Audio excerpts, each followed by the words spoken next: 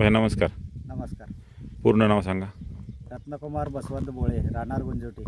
तुमचे बंधू आहे ते? हां, हे बंधू आहे. नाव? अविनाश राजेंद्र बोळे. बोळे. तर आज तारीख आहे 1 एप्रिल 2025 आणि तुम्ही 26 तारखेला ग्रीन पॅन कंपनीचं भूमी पॉवर, एक ऑर्गेनिक DAP आणि 10-26-26 आणि 20 किलो युरिया, हे तुम्ही तुमचं क्षेत्र किती आहे? 2 एकर क्षेत्र आहे. तर या 2 एकरसाठी आपलं ग्रीन पॅनचे 2 भूमी पॉवर आणि 2 DAP वापरले आणि त्याच्यामध्ये मिक्स करून तुम्ही खत टाकले.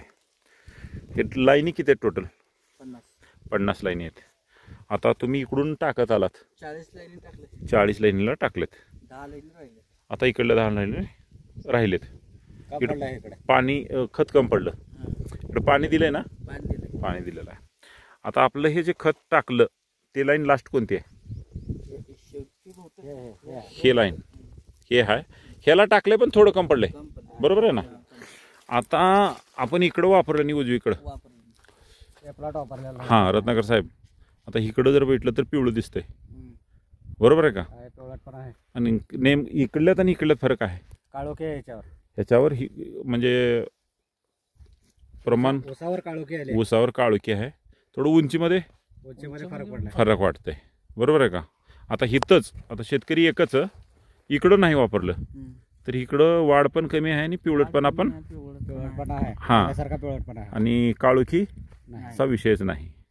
आता एवढं टाकून बी लय जास्त दिवस झाले नाही, 6 दिवस फक्त तुम्ही 26 टाकलेलं आहे.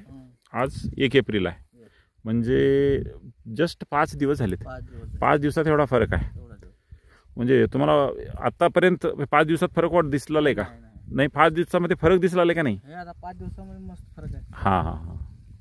हेच डोस पुढे कंटिन्यू करण्याचा? हेच आता हे रेग्युलर वापरायला लागलं. हां हां हां.